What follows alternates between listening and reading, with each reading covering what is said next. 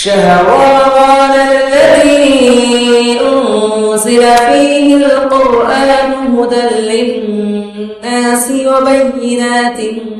من الهدى والفرقان. الحمد لله رب العالمين وبه نستعين والصلاة والسلام على رسوله الأمين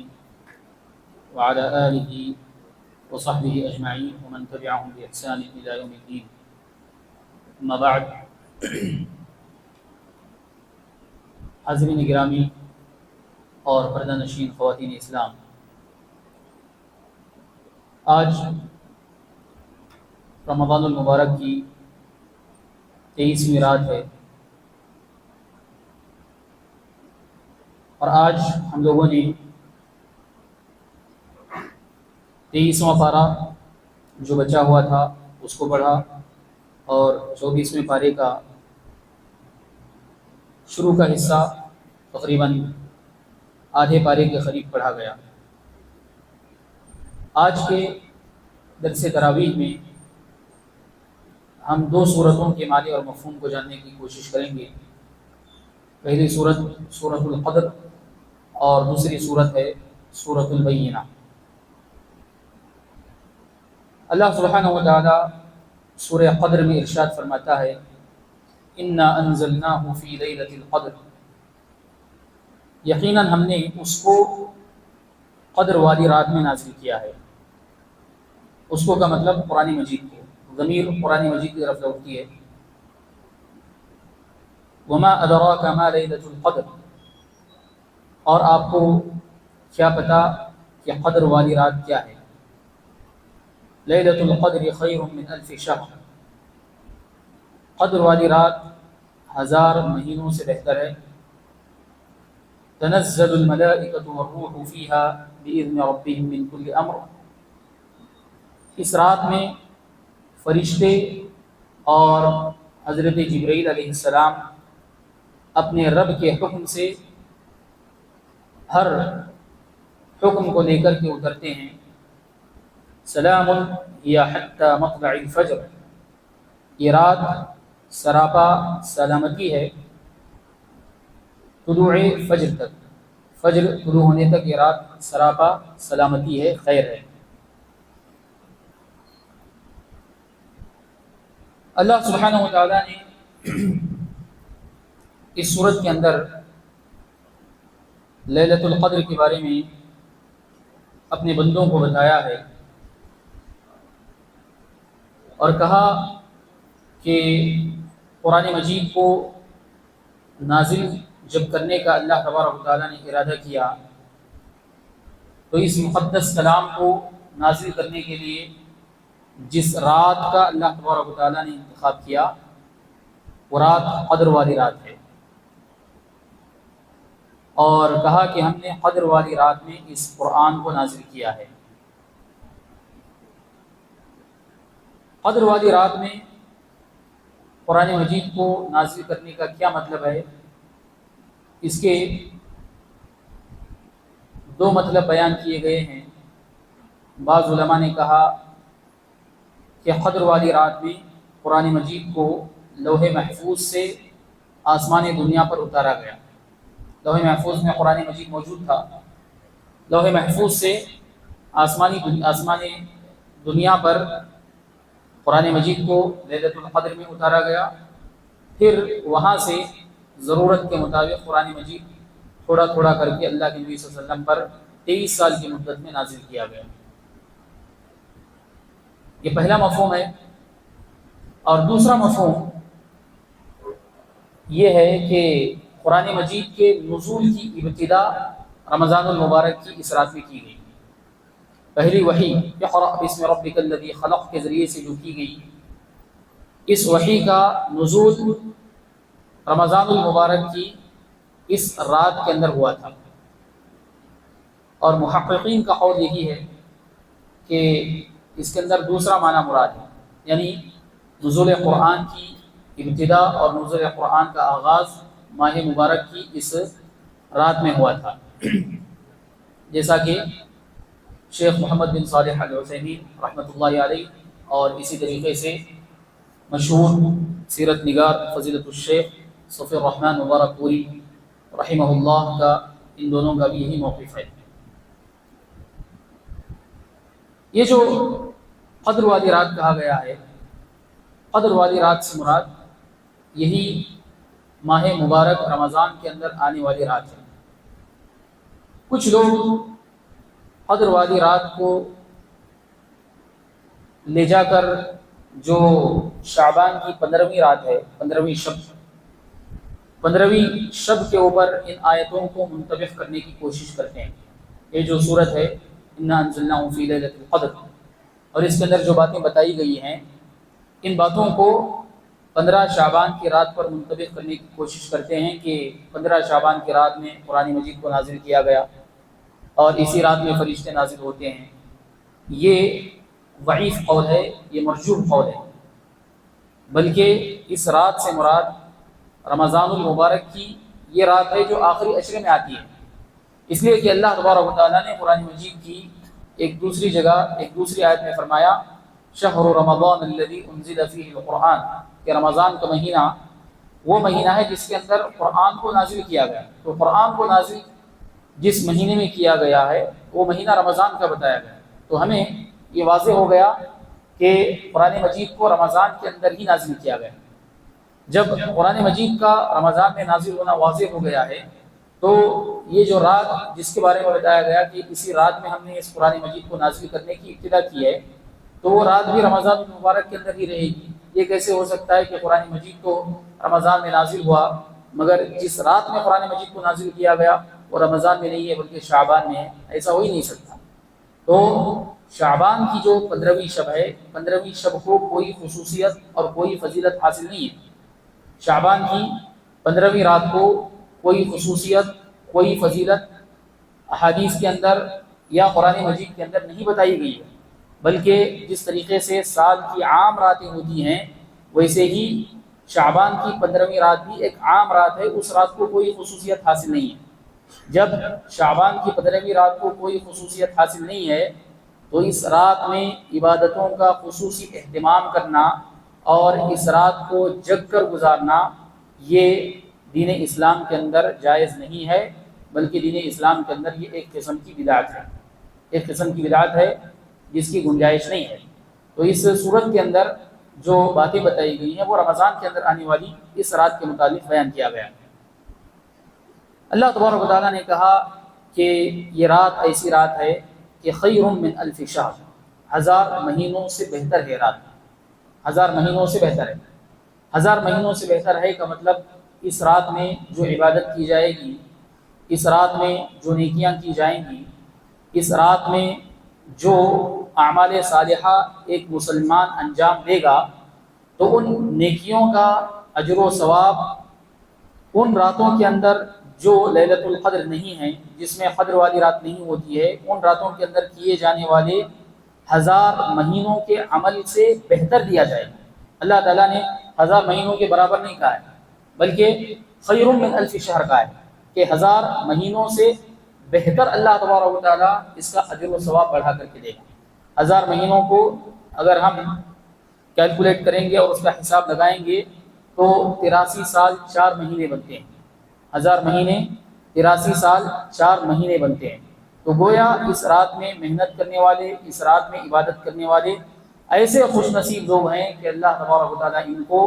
83 سال 4 مہینوں کی عبادت کے ثواب سے بہتر ثواب دے گا، اس سے بھی بہتر ثواب اللہ تبارک و تعالیٰ اس رات میں عبادت کرنے والوں کو عطا کرے گا۔ لیلۃ القدر خیر من الف شہر، اس کے بعد بتایا گیا تنزل الملائکۃ والروح فیہا بإذن ربہم من کل امر، کہ اللہ تبارک و تعالیٰ کے حکم سے ہر چیز کو اور ہر فیصلے کو نافذ کرنے کے لیے اس رات میں فرشتے اور خصوصاً حضرت جبرائیل علیہ السلام زمین کے اندر نازل ہوتے ہیں۔ فرشتے آسمانوں کے اوپر رہتے ہیں، تو بتایا گیا کہ یہ بابرکت رات ایسی رات ہے کہ اس رات میں فرشتوں کا نزول ہوتا ہے۔ فرشتے آہستہ آہستہ جماعت در جماعت اس رات کے اندر نازل ہوتے رہتے ہیں اور اس سرزمین میں فرشتے پھیل جاتے ہیں۔ فرشتوں کا اترنا اور فرشتوں کا نزول یہ بھی باعث خیر و برکت ہے۔ فرشتے اگر کسی جگہ اترتے ہیں، فرشتے اگر کسی جگہ پائے جاتے ہیں تو یہ اس جگہ کی یا اس مقام کی خیر و برکت اور اس کی فضیلت کو بتانے والی چیز ہے، اس لیے کہ فرشتے مقدس مخلوق ہیں، اور فرشتے جو مقدس مخلوق ہے وہ ایسے ہی اوقات میں اور ایسی ہی جگہوں پر اترتے ہیں جہاں پر تقدس پایا جاتا ہے۔ لیلۃ القدر میں جب فرشتے اتر رہے ہیں تو اس کی وجہ یہی ہے کہ یہ مقدس رات ہے، اور جہاں فرشتوں کے دخول کی ممانعت والی بات کی جاتی ہے اور جہاں بتایا جاتا ہے کہ وہاں فرشتے داخل نہیں ہوتے ہیں، تو مطلب یہ ہوتا ہے کہ وہ اچھی جگہ نہیں ہے، جیسا کہ اللہ کے نبی صلی اللہ علیہ وسلم نے فرمایا کہ ان الملائکۃ لا تدخل بیتا فیہ کلب، کہ جس گھر کے اندر کتا پالا جاتا ہے، جس گھر میں کتا موجود ہوتا ہے، اس گھر میں فرشتے یعنی رحمت کے فرشتے داخل نہیں ہوتے ہیں۔ تو فرشتوں کا داخل نہ ہونا گویا اس جگہ کو یا اس گھر کو اللہ تبارک و تعالیٰ کی رحمت سے محروم کر دیتا ہے۔ فرشتوں کا نازل نہ ہونا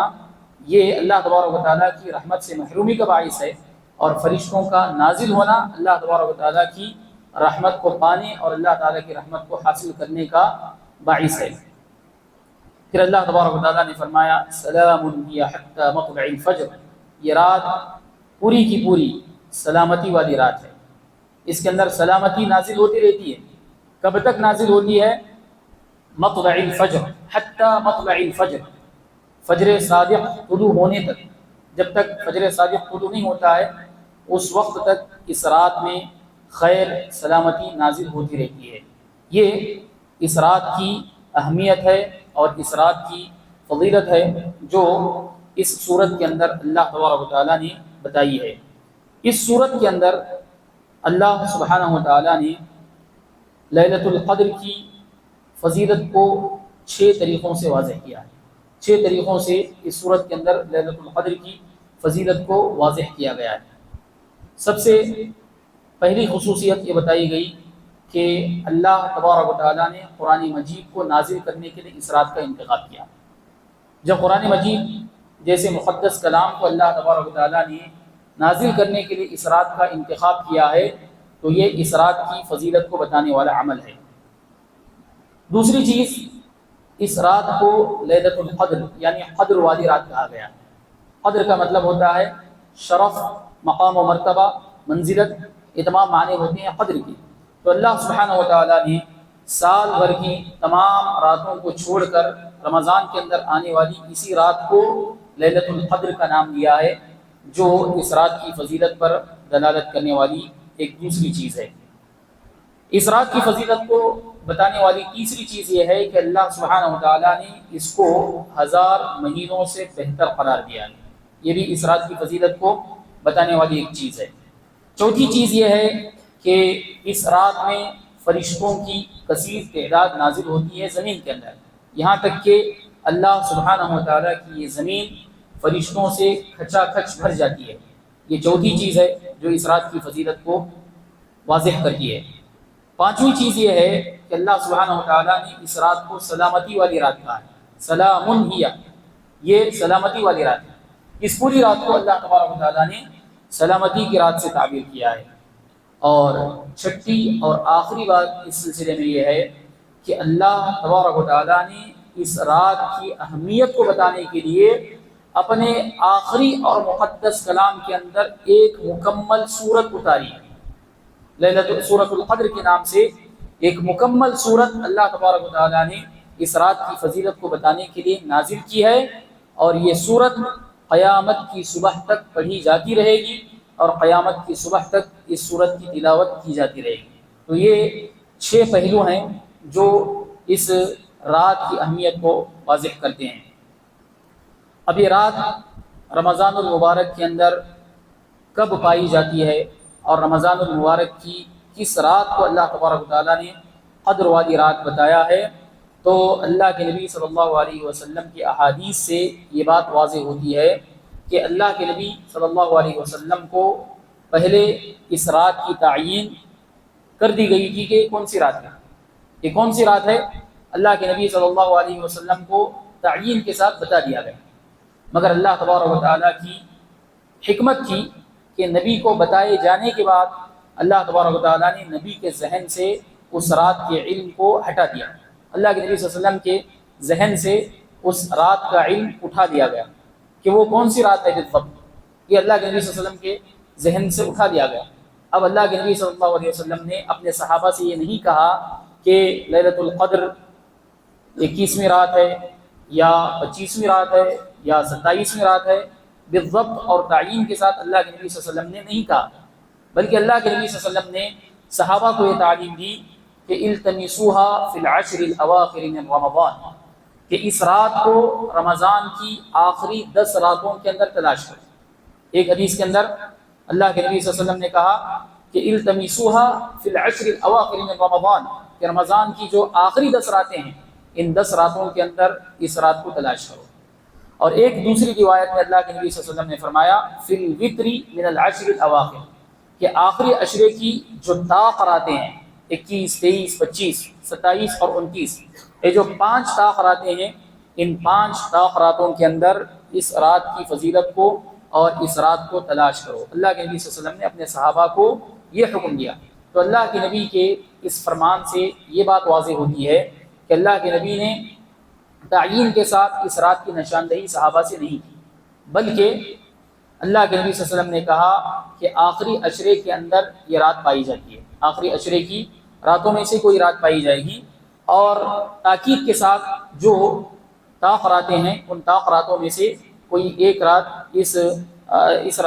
کسی ایک رات کو اللہ تبارک و تعالیٰ نے قدر والی رات بتایا ہے. تو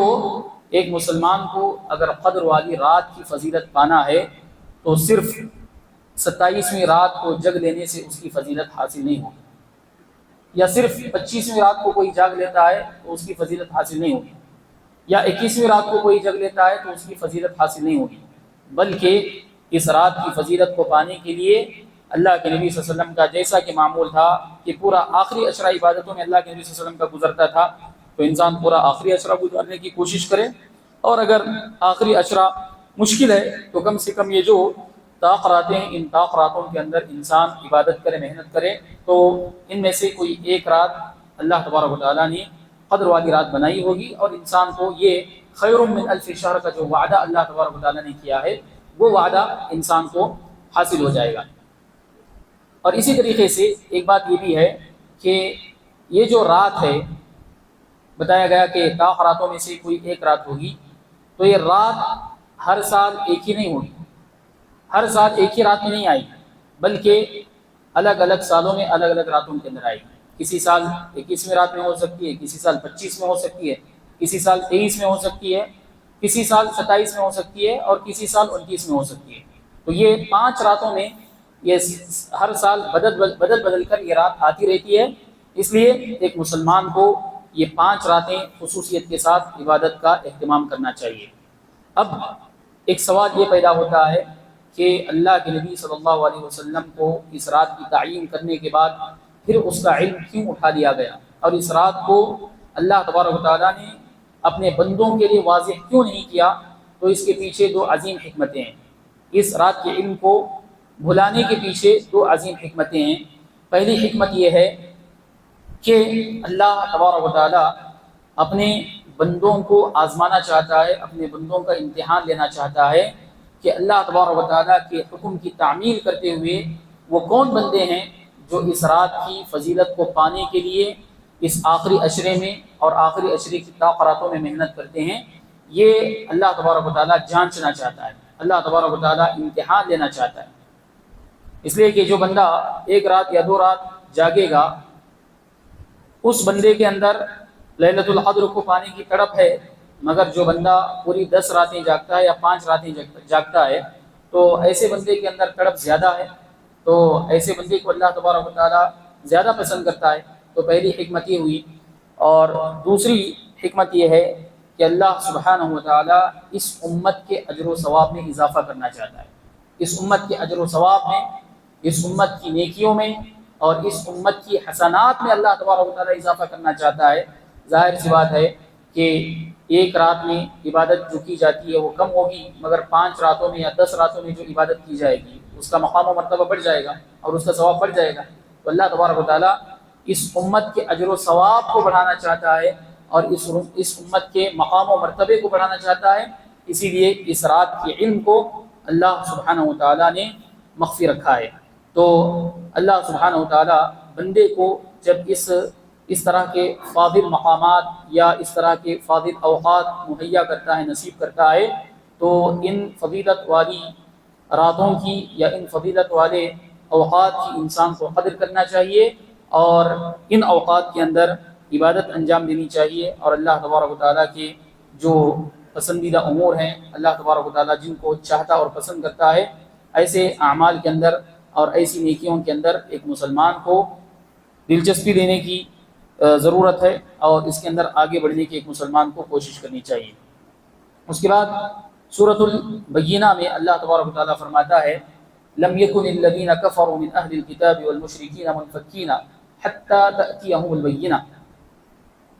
کہ اہل کتاب کے کافر اور مشرکین جب تک کہ ان کے پاس کوئی واضح اور ظاہر دلیل نہیں آئے گی وہ اپنے دین کو نہیں چھوڑیں گے اور اپنے دین سے باز نہیں آئیں گے۔ اللہ سبحانہ و تعالیٰ یہاں پر بتا رہا ہے کہ مشرکین عرب جس دین پر ہیں، اور اسی طریقے سے اہل کتاب سے مراد یہود اور نصارہ، یہ دونوں جس دین کو ماننے والے ہیں، یہ اپنے اپنے دین پر ثابت قدم رہیں گے، اپنے اپنے دین پر عمل کرتے رہیں گے یہاں تک کہ ان کے پاس کوئی واضح دلیل آ جائے۔ کوئی واضح دلیل کے آنے تک یہ لوگ اپنے اپنے دین پر عمل کریں گے، واضح دلیل جب تک نہیں آئے گی تو وہ اپنے دین پر رہیں گے۔ اب یہ واضح دلیل کیا ہے؟ اللہ تبارک و تعالیٰ نے اگلی آیت میں فرمایا رسول من اللہ یتلو صحفا مطہرہ، یہ واضح دلیل اللہ تبارک و تعالیٰ کی جانب سے ایک رسول ہے جو پاکیزہ صحیفوں کی تلاوت کرتا ہے، پاکیزہ صحیفوں کی تلاوت کرتا ہے اور پاکیزہ صحیفوں کو پڑھ کر سناتا ہے۔ یہ رسول سے مراد اللہ کے نبی صلی اللہ علیہ وسلم کی ذات ہے، آخری رسول ہیں، آخری نبی ہیں۔ تو اللہ کے نبی صلی اللہ علیہ وسلم آخری نبی کے ظاہر ہونے تک یہ لوگ اپنے اپنے دین پر عمل کریں گے اور اپنے دین کو یہ لوگ اپنائیں گے، مشرکین اپنے دین پر رہیں گے اور اسی طریقے سے یہود و نصارہ اپنے دین پر رہیں گے، اور یہ رسول لوگوں کو اللہ تبارک و تعالیٰ کی پاکیزہ آیتیں پڑھ کر سنائے گا۔ اب اس دلیل کے ظاہر ہو جانے کے بعد اہل کتاب کا کیا حال ہوگا؟ تو اس دلیل کے ظاہر ہو جانے کے بعد اہل کتاب دو گروہوں میں تقسیم ہو جائیں گے۔ اہل کتاب دو گروہوں میں تقسیم ہو جائیں گے۔ ایک وہ گروہ ہوگا جو اللہ کے نبی صلی اللہ علیہ وسلم کی بعثت اور اللہ کے نبی صلی اللہ علیہ وسلم کے بھیجے جانے کا تذکرہ سننے کے بعد اور اللہ کے نبی صلی اللہ علیہ وسلم کے بارے میں معلوم کرنے کے بعد اللہ کے نبی صلی اللہ علیہ وسلم پر ایمان لے آئے گا، اس لیے کہ یہی وہ نجات کا راستہ ہے جس کا ذکر ان کی کتابوں کے اندر، ان کی مذہبی کتابوں کے اندر اللہ تبارک و تعالیٰ نے کیا ہے کہ ایک آخری رسول آنے والا ہے، اس رسول کے اوصاف ایسے ہوں گے، اس رسول کی خصوصیات ایسی ہوں گی۔ جب یہ رسول تمہیں معلوم ہو جائے تو اس رسول کی اتباع کرنا تمہارے لیے واجب اور ضروری ہے۔ اللہ تبارک و تعالیٰ نے اہل کتاب کی جو مذہبی کتابیں ہیں ان کے اندر اس چیز کو واضح کر دیا۔ تو کچھ لوگ ایسے ہیں جو اللہ کے حکم کے مطابق اس رسول کی بات ماننے والے ہیں اور اس رسول کی اتباع کرنے والے ہیں، جیسا کہ حضرت عبداللہ بن سلام رضی اللہ تعالیٰ عنہ یہودیوں کے بہت بڑے عالم تھے۔ جب ان کو پتہ چلا کہ اللہ کے نبی صلی اللہ علیہ وسلم کی بعثت ہو چکی ہے تو انہوں نے اللہ کے نبی صلی اللہ علیہ وسلم کی ذات پر ایمان لایا اور وہ اللہ کے نبی صلی اللہ علیہ وسلم کے دین میں داخل ہو گئے۔ یہ پہلا گروہ ہے۔ دوسرا گروہ ایسا ہے جو اللہ کے نبی صلی اللہ علیہ وسلم کی بعثت کا علم حاصل کرنے کے بعد، اللہ کے نبی صلی اللہ علیہ وسلم کے بارے میں معلومات حاصل ہونے کے بعد بھی اپنے سابقہ دین پر ہی رہے گا اور اللہ کے نبی صلی اللہ علیہ وسلم کی رسالت پر ایمان نہیں لائے گا۔ ایسا کیوں کرے گا؟ حسد کی وجہ سے اور بعض دوسری چیزوں کی وجہ سے ان لوگوں نے اللہ کے نبی صلی اللہ علیہ وسلم کی بعثت کو معلوم کرنے کے باوجود بھی ایمان نہیں لایا اور اپنے اپنے دین پر قائم رہے، اور اپنے اپنے دین پر بھی یہ لوگ ایسے قائم رہے کہ وہ دین اپنی اصلی حالت پر نہیں رہا، بلکہ اس دین کے اندر ان لوگوں نے بہت ساری تبدیلیاں اور بہت ساری تحریف کر دی تھی۔ تو اللہ تبارک و تعالیٰ فرماتا ہے اگلی آیت کے اندر وَمَا تَفَرَّقَ الَّذِينَ أُوتُوا الْكِتَابَ إِلَّا مِن بَعْدِ مَا جَاءَتْهُمُ الْبَيِّنَةُ، کہ وہ لوگ جن کو کتاب دی گئی ہے انہوں نے اللہ تبارک و تعالیٰ کی جانب سے واضح دلیل آنے کے بعد انہوں نے آپس میں اختلاف کیا۔ یعنی اللہ کے نبی صلی اللہ علیہ وسلم کی شکل میں اللہ تبارک و تعالیٰ کی جانب سے ایک واضح دلیل ان کے پاس آ گئی کہ یہ رسول جو دین لے کر کے آئے گا، یہ رسول جو تعلیمات لے کر کے آئے گا، انہی تعلیمات کو اپنانے میں آخرت کی نجات ہے، یہ واضح کر دیا گیا۔ حق کے واضح ہو جانے کے باوجود بھی ان اہل کتاب نے آپس میں اختلاف کیا اور بعض لوگوں نے ایمان نہیں لایا، اور ایسا اس لیے ہوا کہ یہ ان لوگوں کی پرانی عادت ہے، علم آ جانے کے باوجود، رسول علم کو واضح کرنے کے باوجود، حق کو واضح کرنے کے باوجود بھی یہ اہل کتاب ایسے ہیں جو اختلاف کرتے ہیں۔ اللہ تبارک و تعالیٰ نے قرآن مجید کی دوسری آیتوں کے اندر بتایا ہے کہ اہل کتاب ایسی قوم ہے کہ حق رسول کے واضح کر دینے کے بعد جو ان کا رسول تھا، جو ان کے درمیان بھیجا گیا تھا، ان کا رسول حق کو واضح کرنے کے باوجود بھی یہ لوگ علم کے آ جانے کے باوجود بھی اختلاف کرنے والے ہیں۔ تو یہی ان کی عادت تھی، تو اسی لیے اللہ کے نبی صلی اللہ علیہ وسلم کے آ جانے کے بعد بھی انہوں نے اختلاف کیا، اور اللہ کے نبی صلی اللہ علیہ وسلم کے دین کو ان میں سے کچھ لوگوں نے پسند نہیں کیا۔ پھر اس کے بعد اللہ تبارک و تعالیٰ فرماتا ہے وَمَا أُمِرُوا إِلَّا لِيَعْبُدُوا اللَّهَ مُخْلِصِينَ لَهُ الدِّينَ حُنَفَاءَ وَيُقِيمُوا الصَّلَاةَ وَيُؤْتُوا الزَّكَاةَ وَذَلِكَ دِينُ الْقَيِّمَةِ۔ ان لوگوں کو اسی بات کا حکم دیا گیا تھا کہ وہ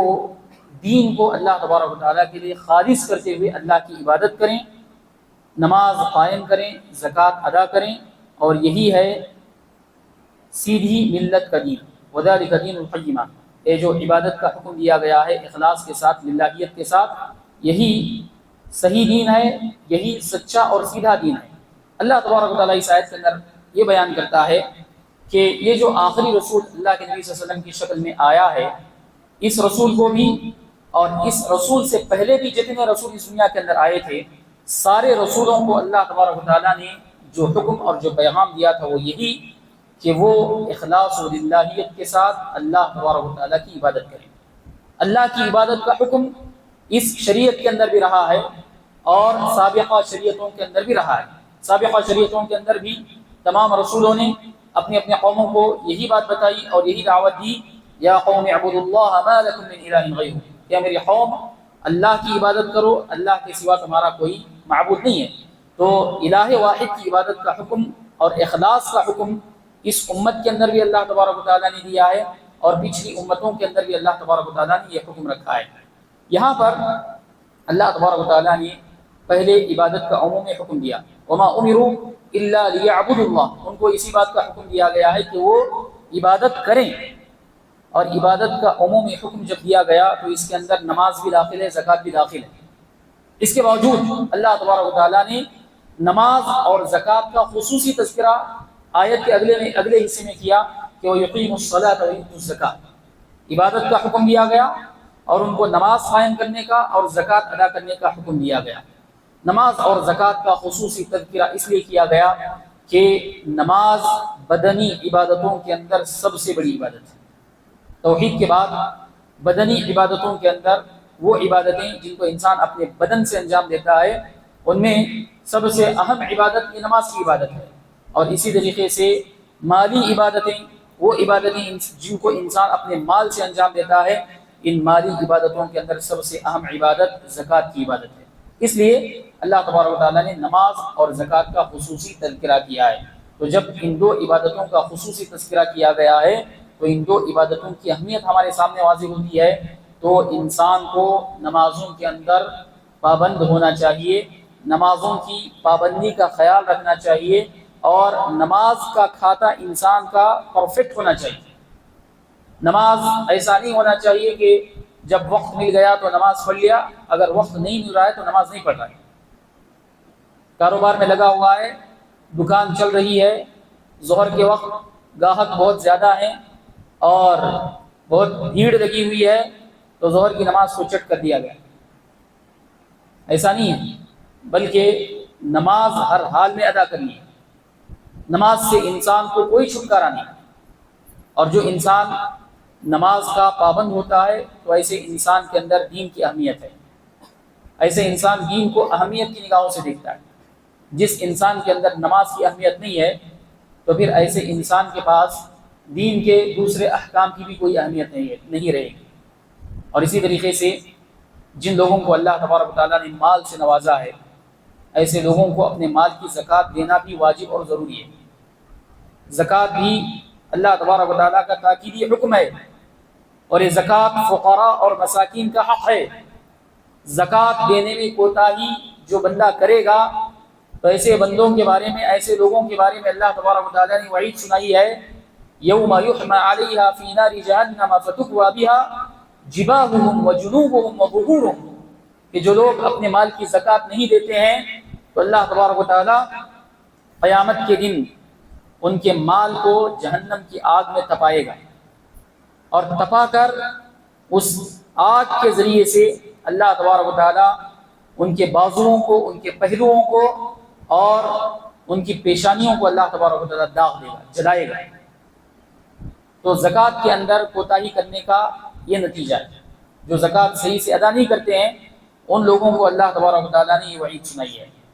تو زکوٰۃ مال کے اندر اگر واجب ہے تو اس زکوٰۃ کو بھی مکمل طور پر ادا کرنا چاہیے۔ ہیلے بہانے اختیار کر کے زکوٰۃ سے بچنے کی کوشش نہیں کرنی چاہیے۔ بہت سارے لوگ ہیلے اختیار کرتے ہیں، بہانے بناتے ہیں اور بہانوں کے ذریعے سے زکوٰۃ سے بچنے کی کوشش کرتے ہیں۔ یہ ہیلے اور بہانے مخلوقات کے سامنے چل سکتے ہیں، علماء کے سامنے چل سکتے ہیں کہ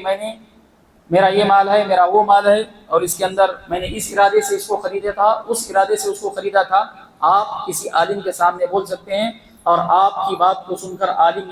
یہ حکم دے سکتا ہے کہ اس کے اندر زکوٰۃ واجب نہیں ہے، مگر اللہ تبارک و تعالیٰ کو دھوکہ نہیں دیا جا سکتا۔ اللہ تبارک و تعالیٰ علیم بذات الصدور ہے، اللہ تبارک و تعالیٰ انسان کی نیت کو جانتا ہے، تو اللہ کے سامنے اس طرح کے بہانے نہیں چلیں گے۔ مخلوقات کی آنکھوں میں دھول جھونکی جا سکتی ہے مگر اللہ تبارک و تعالیٰ کے سامنے انسان بچ نہیں سکتا۔ تو نماز اور زکوٰۃ یہ دونوں تاکیدی حکم ہیں جو اللہ تبارک و تعالیٰ نے اس آیت کے اندر دیے ہیں۔ پھر اس کے بعد اللہ تبارک و تعالیٰ نے فرمایا ان الذين كفروا من اهل الكتاب والمشركين في نار جهنم خالدين فيها اولئك هم شر البرية، یقیناً وہ لوگ جنہوں نے کفر کیا، یعنی اہل کتاب اور مشرکین، کفر کرنے والے لوگ، چاہے وہ اہل کتاب میں سے ہوں یا مشرکین میں سے ہوں، اللہ تبارک و تعالیٰ نے ان کے بارے میں یہ وعید سنائی کہ فی نار جہنم، یہ لوگ جہنم کی آگ میں جلیں گے۔ اولئک هم شر البریہ خالدین فیہا، یہ لوگ جہنم کی آگ میں ہمیشہ کے لیے رہیں گے، اور کہا کہ اولئک هم شر البریہ، یہ سب سے بدترین مخلوق ہے، سب سے گئے گزرے لوگ ہیں۔ جو لوگ ایمان نہیں لاتے ہیں اور جو عمل صالح نہیں کرتے، ایمان اور عمل صالح کا طریقہ نہیں اپناتے ہیں بلکہ کفر کے راستے کو اپناتے ہیں، ایسے لوگ جہنم کے اندر جلیں گے، اور ساتھ ہی ساتھ یہ لوگ سب سے گئے گزرے لوگ ہیں۔ پھر اس کے بعد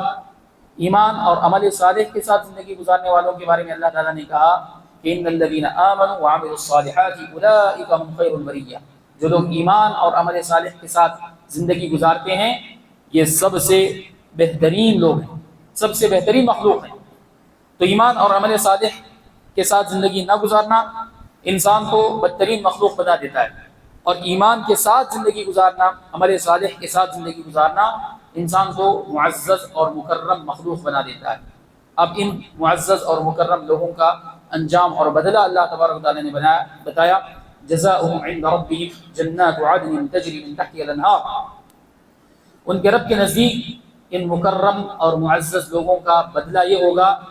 کہ ہمیشہ کی جنتیں ہوں گی، جنات عدن، ہمیشہ کی جنت، کبھی ختم نہیں ہوگی، تجری من تحتها الانہار خالدین فیہا، جس کے نیچے سے نہریں بہتی ہوں گی، نہریں جاری ہوں گی، اور ان جنتوں کے اندر یہ لوگ ہمیشہ ہمیشہ کے لیے رہیں گے۔ جنتوں کے اندر،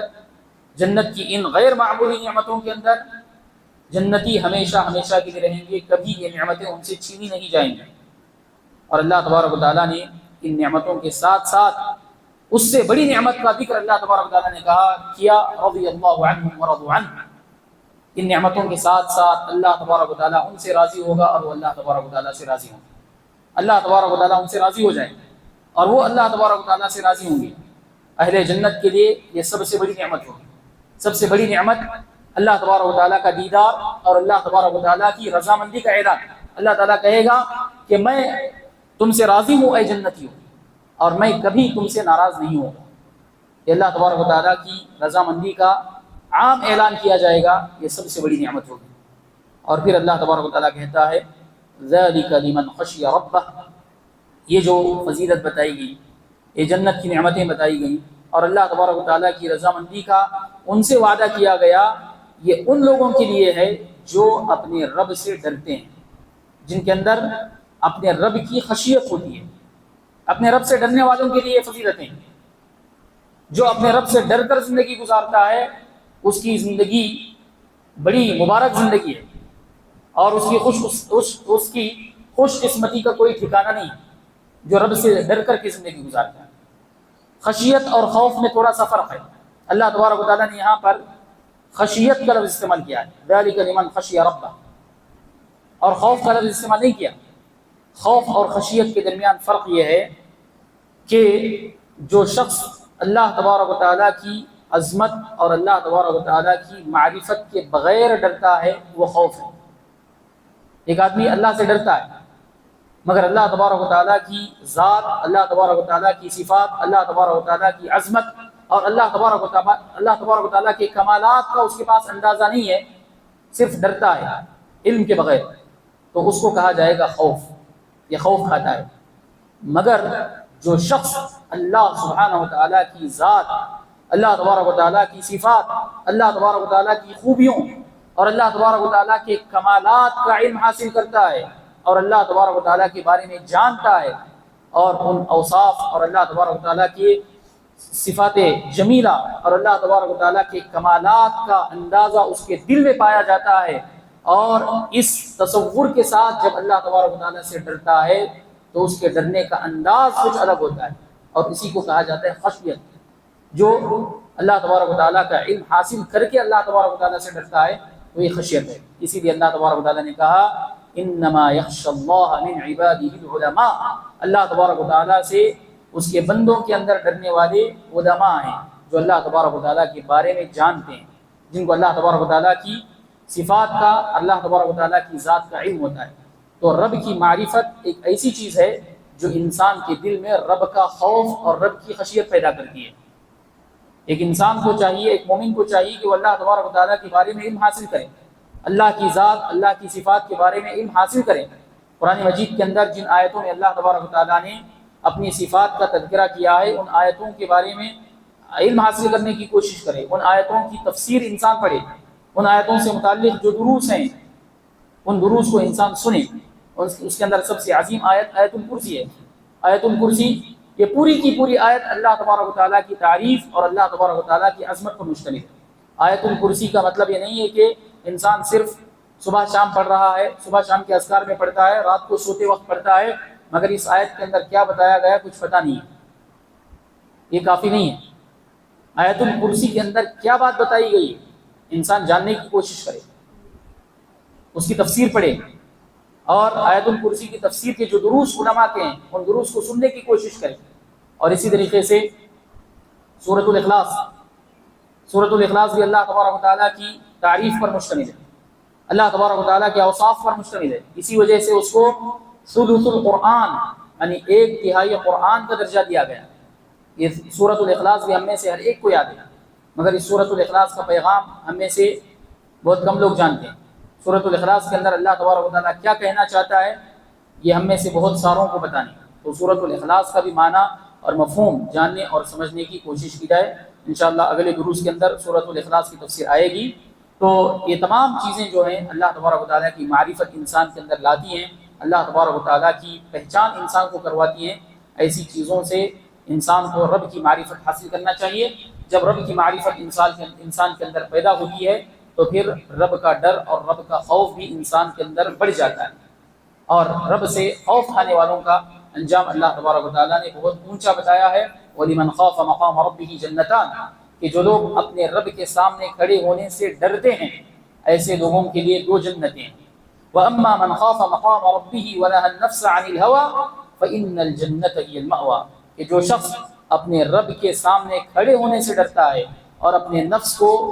غلط خواہشات سے روکے رکھتا ہے تو ایسے انسان کا انجام اور ٹھکانہ جنت ہے۔ تو یہ جنت کا وعدہ